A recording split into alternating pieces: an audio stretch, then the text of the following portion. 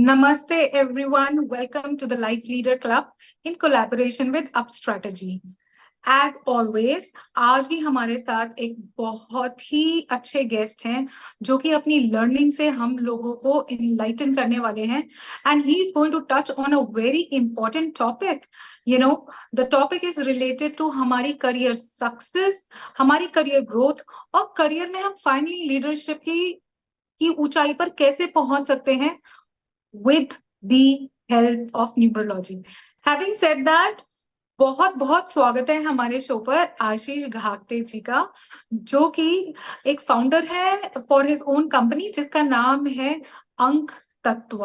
The name is very interesting और इसके बारे में हम आशीष जी से ही जानते हैं. Ashish ji, welcome to the show. नमस्ते. नमस्ते, थैंक यू.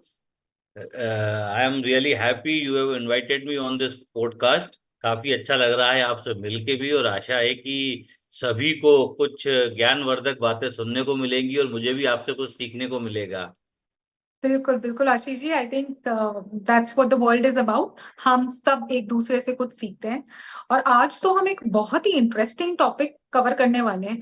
उससे पहले हम जाएंगे उस पर, लेकिन आप थोड़ा सा अपना बैकग्राउंड देंगे आशीष जी कि आप क्या क्या आपका एक्सपीरियंस है और फाइनली न्यूमरोलॉजी से में आप कैसे आए यहाँ पर. मुझको बचपन से ही न्यूमरोलॉजी अट्रैक्ट करती थी. एस्ट्रोलॉजी और न्यूमरोलॉजी समान रूप से मुझे अच्छी लगती थी, पर समय नहीं मिल पाता था. पढ़ाई करने के बाद फिर जॉब किया. For 25 years I was with the corporate companies, mid level, senior level, and last I work with future supply chain, and I left my job in 2022 after corona.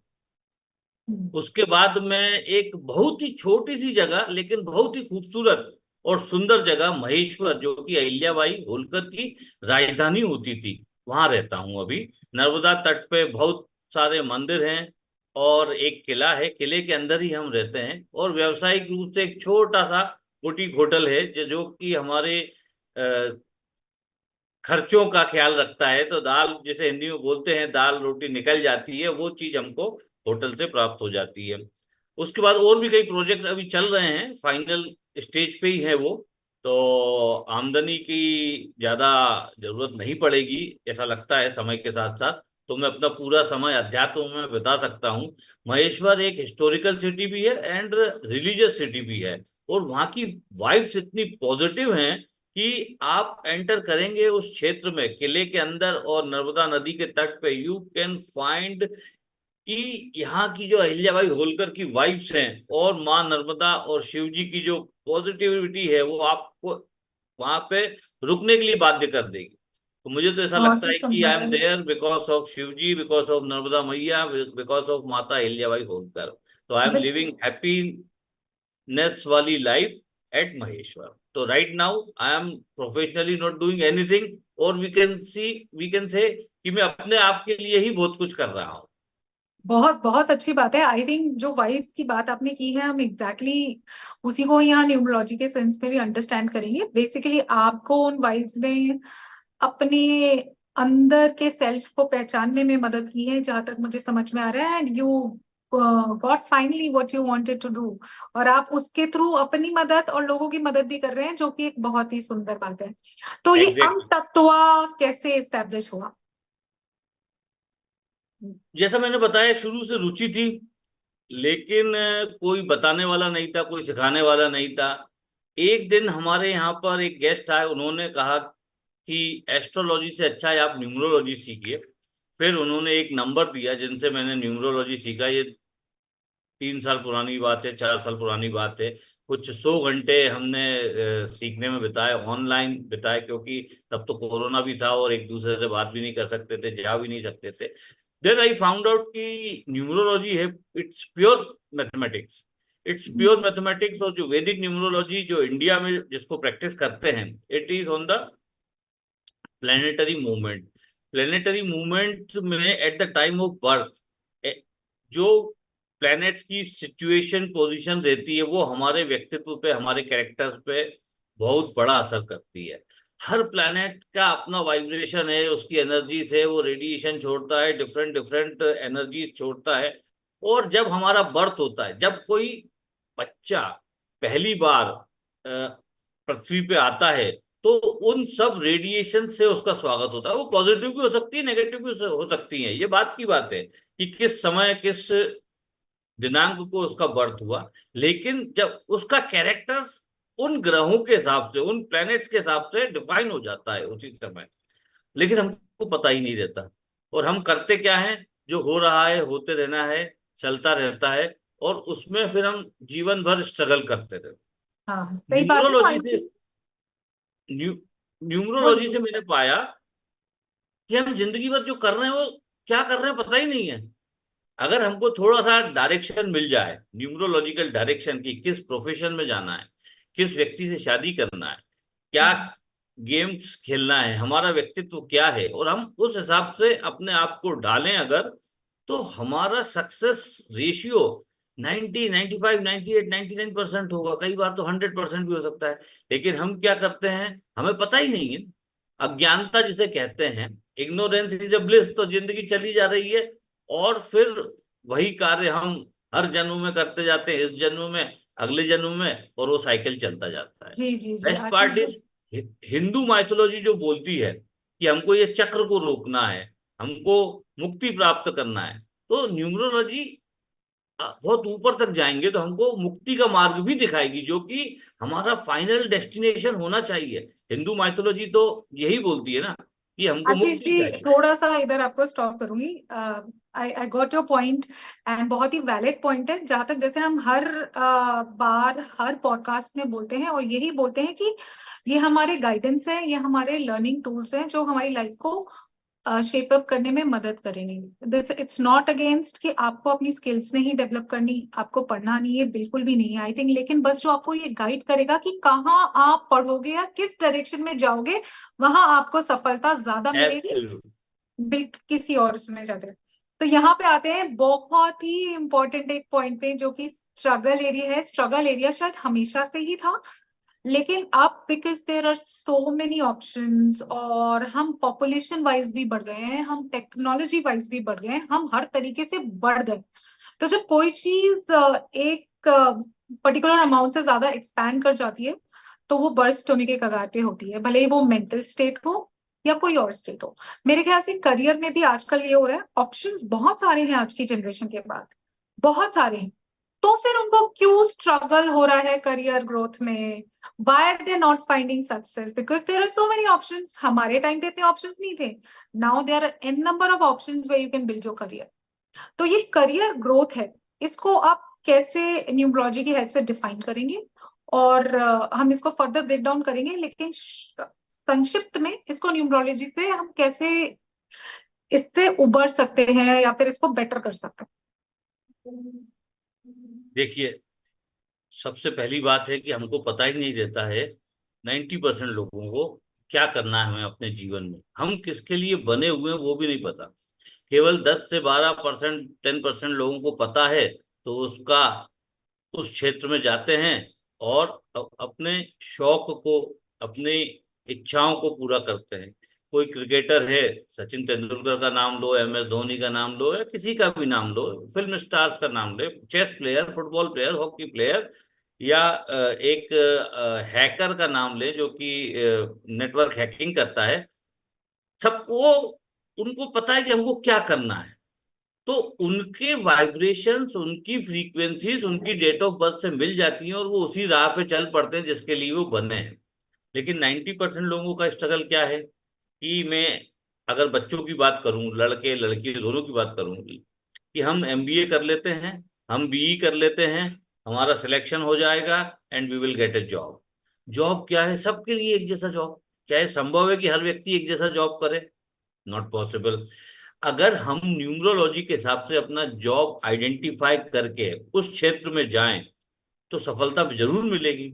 मैं आपको एग्जांपल देता हूं, अपना ही एग्जांपल देता हूं। पूरी जिंदगी में जो काम करता रहा उसके लिए मैं बना ही नहीं हूं। ये मेरे को न्यूमरोलॉजी सीखने के बाद पता पड़ा कि मैं जिस चीज के लिए बना हूं वो तो मैंने जीवन भर किया ही नहीं है। ये मेरे साथ नहीं, सभी के साथ होता है। एक्चुअली तो अगर ये हमको, क्रिटिकल बॉट है, सॉरी मैं आपको यहाँ पे कट करूंगी। ये जो आपने एग्जैक्टली ये पॉइंट बोला, तो ऐसा क्यों है कि हमें ये इतना टाइम लाइफ में स्पेंड करने के बाद पता पड़ता है कि we were not meant for this, we were meant for something else? इसी पॉइंट को हम अर्लियर इन द लाइफ कैसे इसको दिशा दे सकें ताकि हम अपने जिंदगी के इतने अमूल्य वर्षों को वेस्ट नहीं होने दें। हम पहले उसको आइडेंटिफाई करें। यही तो, यहीं पर न्यूमरोलॉजी का इम्पोर्टेंस आता है। अगर हम किसी अच्छे प्रोफेशनल न्यूमरोलॉजिस्ट से मिलें आफ्टर 18 ईयर्स ऑफ एज, अगर हम उसको अपना बताएं कि मैं किस लाइन में मेरे को ज्यादा सफलता मिलेगी, तो हम उस पाथ को पकड़ सकते हैं। Whatever our path numbers are, हम उस पर अगर काम करेंगे तो definitely we will get the success. होता क्या है, इग्नोरेंस, जैसे मैं आपको बोला है कि इग्नोरेंस है तो पता ही नहीं है। अगर लोगों को पता पड़ जाए तो टाइमली उस पर काम कर सकते हैं। समझे आप मेरी बात? तो हम सबसे इम्पोर्टेंट है कि हम किस क्षेत्र में जाना चाहते हैं, हम हमारे नंबर्स हमको कहाँ लेकर जाना चाहते हैं। अगर हम उसी राह पे चल पड़े तो ज्यादा बेहतर है। किसी व्यक्ति के पास कहीं ना कहीं पे जिस नंबर्स हमें जो डायरेक्ट कर रहे हैं कि आपके लिए ये दिशा सही है, कहीं ना कहीं क्या ये संभव है कि इंटरनली हमें भी पता ही होता है कि हमें ये करने में ज्यादा आनंद आता है? हाँ, पता रहता है, लेकिन इतना प्रेशर है, फैमिली का प्रेशर है, सोसाइटी का प्रेशर है। मेरे पड़ोस वाला लड़का आईआईटी जी में निकल गया, मेरा बेटा क्यों नहीं निकला? तो मैं अपने मार पीट के अपने बेटे को आईआईटी जी में भेजने की कोशिश करूंगा, क्लियर कराने की कोशिश करूंगा। ये तो वही बात हो गई कि मछली की माँ ने मछली को मारा कि ये बंदर का बेटा तो पेड़ पे चढ़ जाता है, तुम नहीं चढ़ पा रही हो, तुम फेल हो गई हो। या हाथी का बच्चे को उसके पापा ने डांटा कि तुम असाइनमेंट फेल हो गए क्योंकि तुम पेड़ पे नहीं चढ़ पाते, बंदर ने तो कर दिया। अरे बंदर तो पेड़ पे चढ़ने के लिए ही बना हुआ है, हाथी और मछली किसी और कार्य को करने के लिए बने हुए हैं। तो जिस कार्य के करने के लिए हम बने हुए हैं, why don't we do that work? तो हमको सफलता भी मिलेगी और हमको शोहरत भी मिलेगी। पैसा तो दूर की बात है, वो तो आएगा ही, बाय प्रोडक्ट है, वो तो आएगा ही आएगा, लेकिन हमें पता ही नहीं है ना। ये बहुत अच्छी बात है एक्चुअली। ये चैलेंज तो है ही आज के पेरेंट्स के साथ और मेरे साथ खुद के साथ भी। ये सोसाइटल प्रेशर इतना ज्यादा होता है कि कहीं ना कहीं वो ना चाहते हुए भी आ जाता है। ऐसा नहीं है कि हम करना चाहते, but somehow it's takes us over. इसमें मेरी सबको यही है, एक एडवाइस बोलिए, सजेशन बोलिए, कि हम करियर काउंसलर्स के पास जाते हैं। हम सोचते हैं कि बच्चों को 12th के बाद क्या कराना है, तो this is also one way. When you are asking for a suggestion, आप डायरेक्शन ले रहे हैं, तो आप डायरेक्शन एक स्पिरिचुअल एंगल के हिसाब से भी जरूर लीजिए। It's also a guidance. Exactly, career counsellor के पास तो जाओ, लेकिन उससे पहले न्यूमरोलॉजिस्ट से मिल लो कि किस फील्ड में ही विल डू बेटर। उसके बाद उस फील्ड के कैरियर काउंसलर से आप मिलेंगे तो डेफिनेटली आपको सफलता मिलेगी। अब आंख मीच के आप इन्फोसिस में आईटी के क्षेत्र में चले गए, किसी को पता नहीं है, बट एक्चुअली आप क्या कर रहे हो वहां पे? आप डाटा एंट्री कर रहे हो वहां पे। हम हमारा बेटा आईटी में है या हम खुद आईटी में। अब वो समय गया जब इंडियंस को, जो इनिशियली मूव कर गए, फर्स्ट मूवर बेनिफिट इंडियंस को मिल गया, तो ऊंची पोजीशंस पे देश विदेश में बैठे हुए हैं। अब इतना स्ट्रगल है कि आपको वही घिसा पिटा काम करना है। आप कुछ डेवलपमेंट नहीं कर रहे हैं आईटी में, कर भी रहे हैं तो केवल ऊपर के टॉप के 5%, 3%, 10% लोग कर रहे हैं। आप जिस चीज के लिए बने हो उसको तो एक्सप्लोर करो। और देखो इवेंचुअली आपको, मुझे लगता है वो सबके अंदर आता है कि क्या कर रहे थे इतने साल। आई थिंक वो कहीं ना करेक्ट। कहीं ट्रिगर करता ही है आपको, है ना? And then you start experience. लेकिन वो क्या है ना, वो फिर आप अपने जिंदगी के एक्सपीरियंस से सीखते हैं। बस ये है कि थोड़ा उसमें अवेयर हो जाए तो डायरेक्शन आसानी से और अच्छी तरह से मिलेगी। और आप खुद के लिए तो अच्छा करेंगे ही, और जिस फील्ड में शायद आप खुद अच्छे हैं, तो आप ना चाहते हुए भी औरों के लिए भी बहुत अच्छा कर जाते हैं। करेक्ट। मैं आपको छोटा सा एग्जांपल देता हूँ। मेरे बेटे की क्लास में 60 बच्चे पढ़ते थे, उसमें से दो बच्चों को बिल्कुल क्लियरिटी थी कि हमको म्यूजिक के लाइन में ही जाना है, हमको आर्ट के लाइन में ही जाना है। तो वो आज भी म्यूजिक की लाइन में and they are doing well. अभी उनकी उम्र 18-19 ईयर्स है, लेकिन they are successful and they are happy also and they are earning the money. बाकी 58 या 57 बच्चे हैं, सबको आईटी में जाना है या आईआईटी के लिए क्रैक करना है, नीट क्रैक करना है। तो पहले मेरा यही मानना है कि आप डिसाइड करो कि आपका प्रोफेशन क्या है, आप किस चीज के लिए बने हो, उसको एक्सप्लोर करो, फिर उस फील्ड में जाओ, फिर उसमें एक्सेल करो। दूसरी चीज आती है कि हम किस ऑर्गेनाइजेशन में काम करें। हर आदमी का एक नाम की एक एनर्जी होती है, एक नाम का वाइब्रेशन होता है। Similarly every organisation has a name and its own energy and its vibration. अब आप देखेंगे कि एक व्यक्ति पिछले ऑर्गेनाइजेशन में तो बहुत सक्सेसफुल था, he was blue eyed boy of the management या बॉसेस, लेकिन वही शिफ्ट करके दूसरे ऑर्गेनाइजेशन में जाता है, ही सुपर फ्लॉप, उसको मौका ही नहीं मिल पाता और वो फ्लॉप होता है और वो पूरी तरह परेशान रहता है, स्ट्रेस में रहता है। न्यूमरोलॉजी यहाँ पे आपकी हेल्प करती है कि आपको किस ऑर्गेनाइजेशन में आपको ज्वाइन करना चाहिए, आपके लिए बेहतर है, जहाँ पे आपका पाथ इजी होगा, वो न्यूमरोलॉजी से फाइंड आउट किया जा सकता है। आपके नाम की वाइब्रेशंस और आपके ऑर्गेनाइजेशन के नाम की वाइब्रेशंस मैच हो रही है कि नहीं हो रही है, तो अगर आप उस तरफ जाएंगे तो आप बेहतर कर पाएंगे। ये लोगों को नहीं पता रहता और वो अच्छे ऑर्गेनाइजेशन में, हो सकता है कि इन्फोसिस मेरे लिए अच्छा नहीं है, लेकिन एक छोटे सा ऑर्गेनाइजेशन मेरे लिए बहुत अच्छा है जहां पे मैं अच्छी तरीके से काम कर सकता हूँ, because it matches the frequency and vibrations of my name, my date of birth. Very nice. ये आपने बहुत इंपॉर्टेंट पॉइंट बोला है। दो तीन इंपॉर्टेंट पॉइंट्स यहाँ पे बोले हैं। पहली बात तो हम बच्चों के सेगमेंट में जाएंगे, जो आपने बोला career growth. I mean you said a very important point, it makes you happy. ये एक इतना बड़ा स्टेटमेंट है जो हम भूल जाते हैं। खुश रहना बहुत जरूरी है। फिर आपने बोला कि हम आगे जा करके कंपनी की वाइब्रेशंस आपके डेट ऑफ बर्थ से मैनेज करती है। डजेंट मैटर इफ इट्स बड़ा है छोटा है। छोटे में आप स्टार्टअप में भी एक्सेल कर सकते हो, और वो सोचिए आपके करियर को कहाँ से कहाँ ले जाएगा जब आपने इस छोटी में जाना ज्वाइन किया। अब हमने करियर चूज करने में न्यूमरोलॉजी की हेल्प ली, उसके बाद ऑर्गेनाइजेशन चूज करने में न्यूमरोलॉजी की हेल्प की। अब उस ऑर्गेनाइजेशन में हम कैसे सस्टेन करें, because finally I want to be a leader, मुझे तो लीडर बनना है भाई, मुझे लीडरशिप के उस पर जाना है। नाउ हाउ डू आई वो सीढ़ी कैसे चले, क्योंकि नए बच्चे जब ज्वाइन करते हैं उनको एंग्जाइटी होती है, they are not able to understand the environment, बहुत कुछ नया आ रहा है टेक्नोलॉजी की फील्ड में। तो कैसे अपने को कंटेन करें वहां पे और अपने इन्वायरमेंट को कैसे अंडरस्टैंड करें। देखिए, किसी भी नए एंट्रेंट को जो नौकरी करने जाता है, उसको मनमाफिक जॉब भी नहीं मिलता है। I will tell you one example. जब मैं काम करता था, तो we use to recruit 30 people from IIM and MBA scholars, 30, 35, 40 engineers.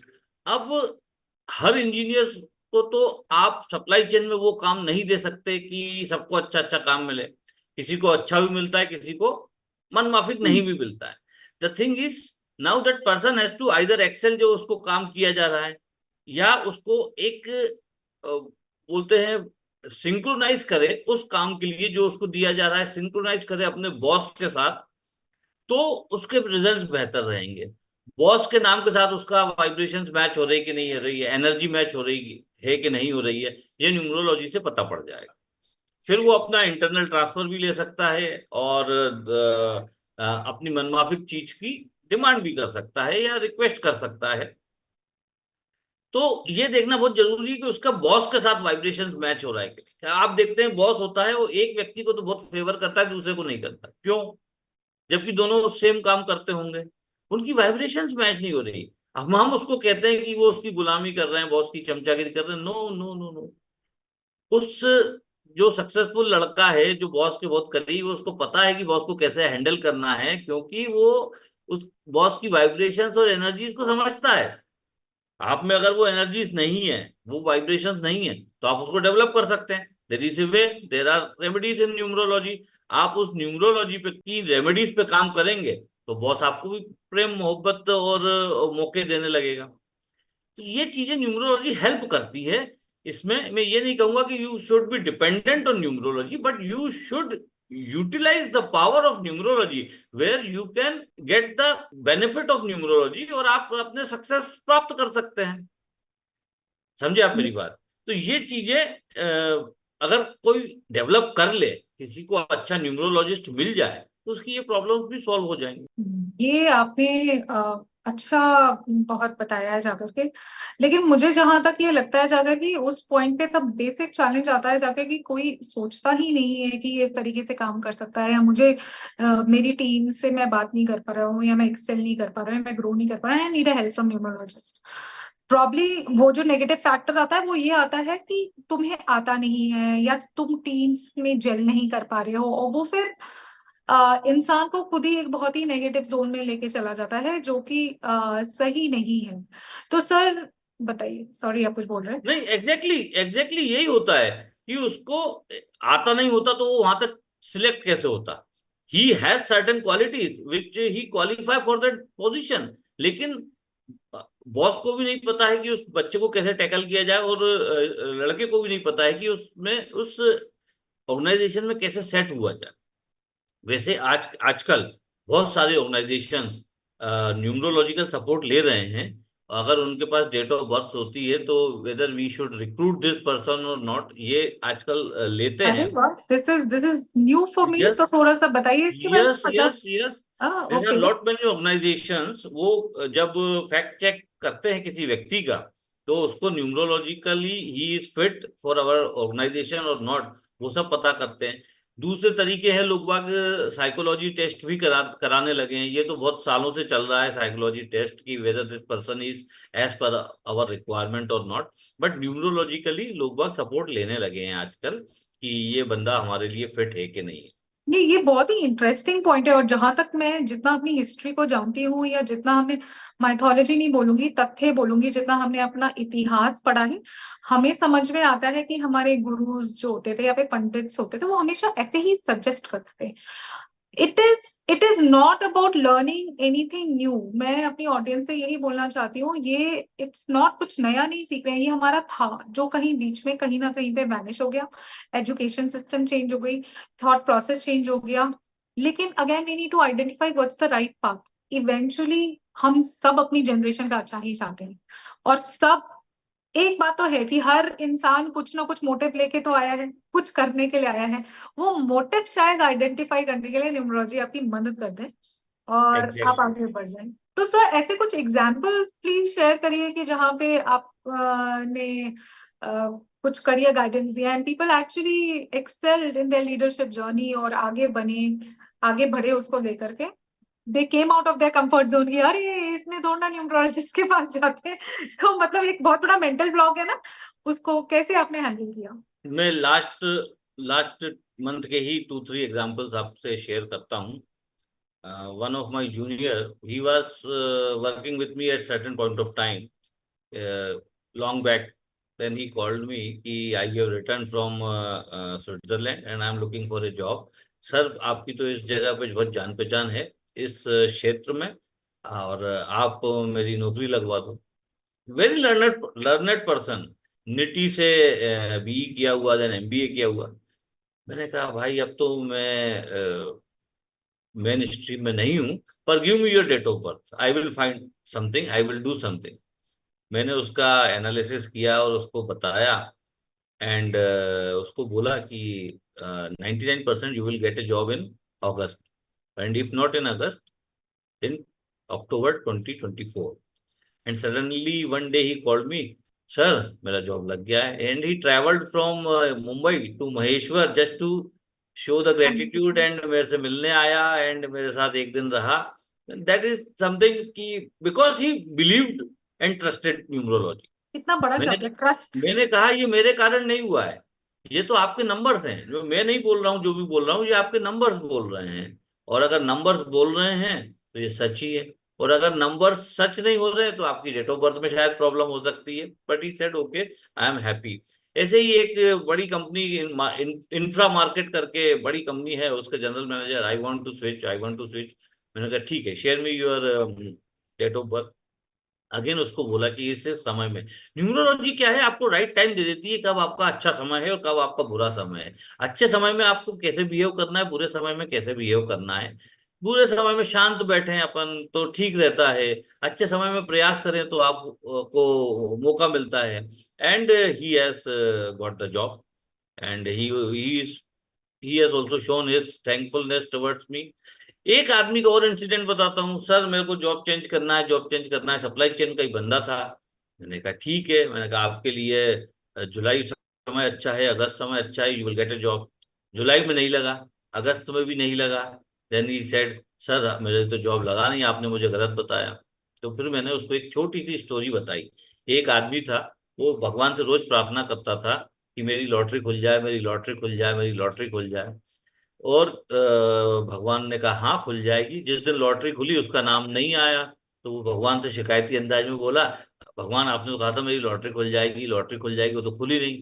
भगवान कहते हैं बेटा पहले टिकट तो खरीदो, टिकट तो आपको खरीदना पड़ेगा, प्रयास तो करने पड़ेंगे। प्रयास तो करना पड़ेगा, अप्लाई तो प्रयास ही करना नहीं पड़ेगा करेंगे जो तो कैसे काम चलेगा। बिल्कुल तो बिल्कुल। यही सत्य है, अगर आप प्रयास करेंगे न्यूमरोलॉजी आपको फुल सपोर्ट करेगी and you will get the success. I think आपसे बात करने में ही इतना रिफ्रेशिंग फील हो रहा है जाकर के। एंड आपने एक बहुत सुंदर बात यहाँ पे की कि जिन जो आपने फर्स्ट एग्जांपल दिया, that guy travelled gratitude express करने के लिए। सोचिए अब उस टाइम पे, क्योंकि आपने बहुत साल के बाद खुद आइडेंटिफाई किया कि मेरा इस फील्ड में इंक्लिनेशन ज्यादा है, तो वो जो ग्रैटिट्यूड था, आपको जो हैप्पीनेस मिली, I think that mattered more to you than the money. Be honest. Exactly क्योंकि एग्जैक्टली। आपको खुशी मिली, आप अपना कार्य किया, आप जिसमें ठीक थे, अच्छे थे। तो मुझे ख्याल से ये बहुत इंपॉर्टेंट पॉइंट है। And I agree to your point कि जब आप वो चीज करते हो जो आपको खुशी प्रदान करती है, तो money is a by product. I think money की भी अपनी एनर्जी और वाइब्रेशन है जो कि आता है फिर आपके पास। Money is the byproduct.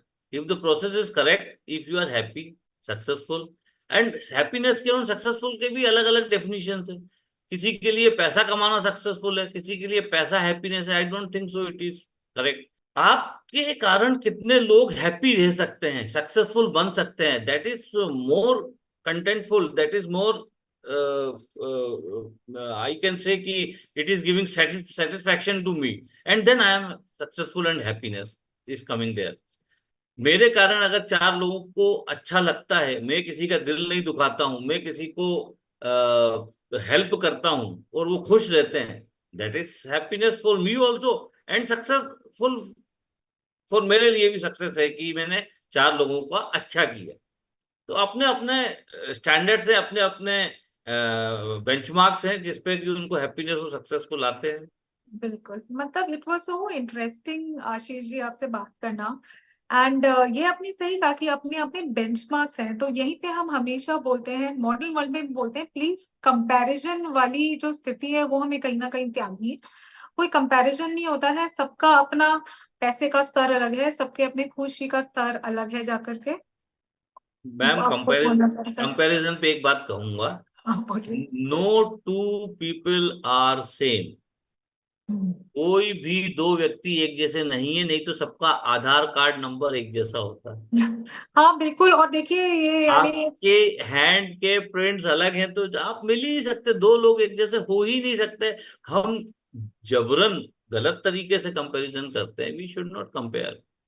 ये आई थिंक और एक बहुत बड़ा मैसेज है क्रिएटर की तरफ से, when I have made you different, why are you trying to act like a whole bunch of hertz.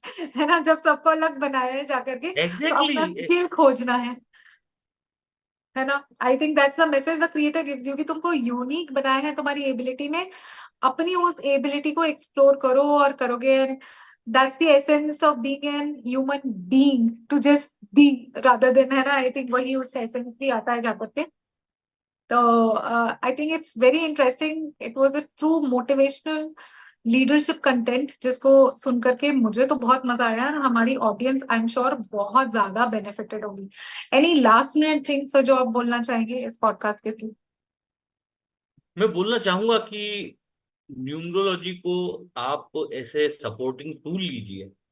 ऐसा मत सोचिए कि ये क्या बोलते हैं कि वहम वाली चीज है, या मैं बहुत ज्यादा ईश्वरवादी हो गया हूँ। कर्म अपनी जगह है और आपका रास्ता अपनी जगह है। अगले पॉडकास्ट में मैं बताऊंगा कि क्या क्या किया जा सकता है न्यूमरोलॉजी से। हमारा अगला पॉडकास्ट जब भी होगा we will talk about it in detail. But ये आपका एक सपोर्टिंग टूल बनाइए और you will find success in this. Of course, of course. So Ank Tattva is a supporting tool, and that must be used for sure. Thank you so much, Ashish ji, for being on the show. Life Leader Club and Up Strategy is totally honored to have you with us. Namaskar.